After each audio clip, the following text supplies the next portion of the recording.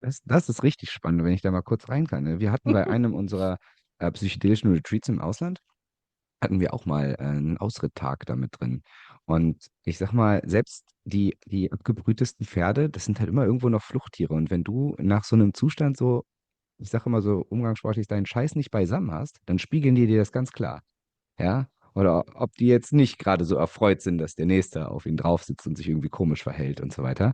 Und das war auch so spannend zu beobachten, wie viel, wenn man danach mal reflektiert, wie sich dieses Tierverhalten hat, man sich daraus ziehen kann.